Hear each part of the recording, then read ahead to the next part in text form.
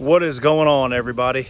All right, good day of some progress. I certainly didn't get as much done as I wanted to get done, but that just kind of sometimes that's how the cookie crumbles, as they say. But I had trouble with 3 bolts. I think I mentioned in my last video that I couldn't get out of the galvanized pan that covers the freshwater tank from underneath. 3 of them I just could not get out. I sprayed them down with blaster, let them sit for a couple hours. Well, first time I let them sit for 5 or 10 minutes, tried to go after them, nothing. Sprayed them again, let them sit a little longer. Went through several batteries on my battery drill, having to recharge those and wait. So I was kind of bouncing back and forth on this project, and I'm trying to finish out the inside of my pole barn. So I'm, as the battery goes dead or I can't get a bolt out, I'm running into the barn and doing that work and all that. But all in all, a fairly productive day. The important goal is I got the tanks out, and that's where I wanted to be today before the sun went down. And as you can see, the sun's setting behind me there in the west, and that's a pretty good feeling to have all these tanks out. I just got the freshwater tank out right there. So I can't say enough about using blaster. Spray it down, and this last time I let it sit for easily over an hour. Actually, probably, hell, what time is it? 6:13. So yeah, it was on there for about 2 hours this last go round. 1 bolt came out, actually 2 bolts came out with 0 effort. The last one I had to smack around the pan with the sledgehammer, and it came right out. So anyway, my welder is going to be here on Monday, and I'm excited to see what he has to say about rebuilding the frame, just as far as the sections that need replaced and things like that. I talked last time about when I tried to flip the frame that I actually bent the frame, and I don't know if that's common practice or what, but I kind of want to show you guys here what I'm talking about. So as you look down, you can clearly see the back end of that camper curves closer towards me. So as you're watching this, it would be curves towards the left.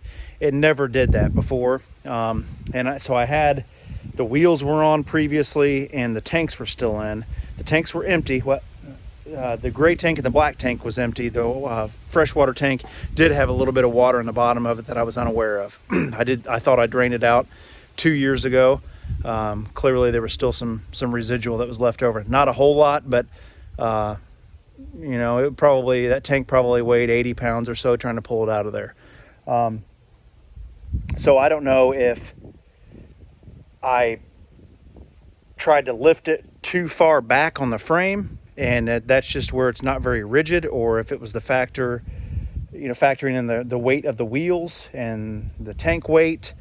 The other 2 tanks didn't weigh a whole lot, so I'm just having a hard time really pinpointing what exactly it was. I think maybe I should have lifted it closer to the axles. But man, I've watched several of these videos, and guys and gals, people are raising it from the back end and the front end and having no problems. Now I did see several of them where the wheels are off. So I did that, and I reached out to the Airstream restoration page on Facebook, and they told me take the wheels off, shouldn't have any issues.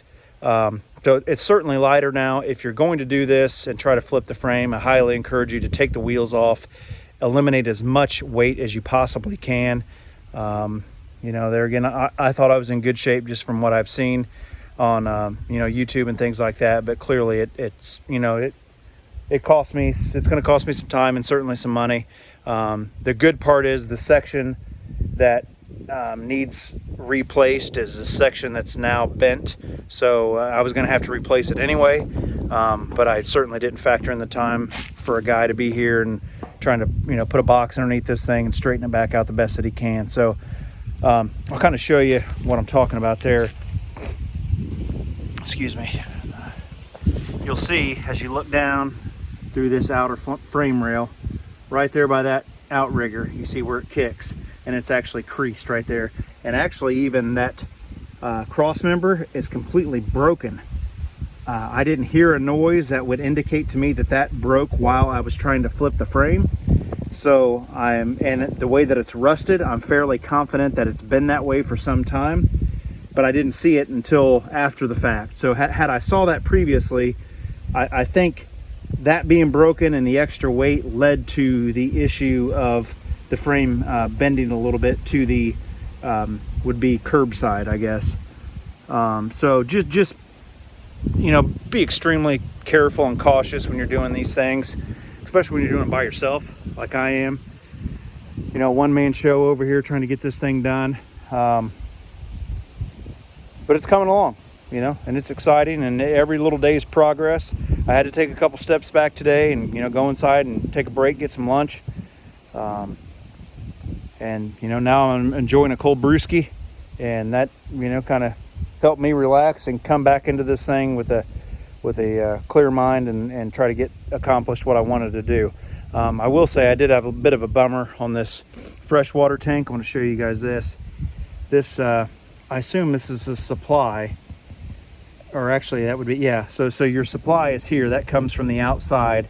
When you put, city water in at a campsite, it's going to fill the tank here. And then you've got this line that runs to the bottom of the tank to pull from the depth. If you got, I don't know, for lack of a better term, it's going to pull all the water out, if you get the faucets on, things like that.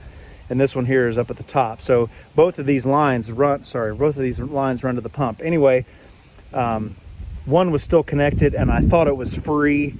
It wasn't free, and it popped the end of it off right there. So, these unthread and thread back in. It didn't cause any actual damage to the tank itself, but that coupling connector, whatever you want to refer to it as, is definitely going to need to be replaced. So hopefully I can still get those and it not be a big issue.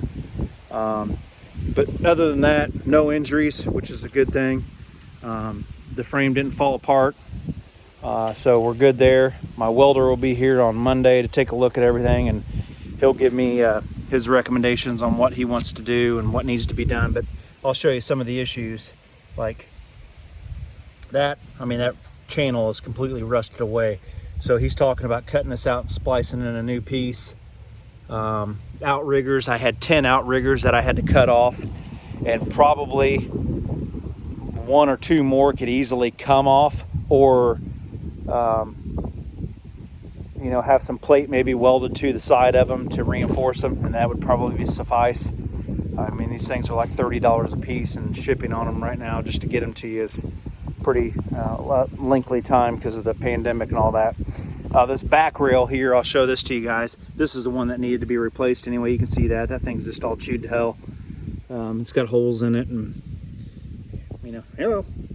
all that. So it was going to be replaced anyway. But man, if you look down through there, you can just see how kind of twisted that is. It's unfortunate. The good part is it can be fixed, right? As with anything else, a little bit of time, maybe a lot of time, I don't know. I'm not a welder. And money, and that's kind of,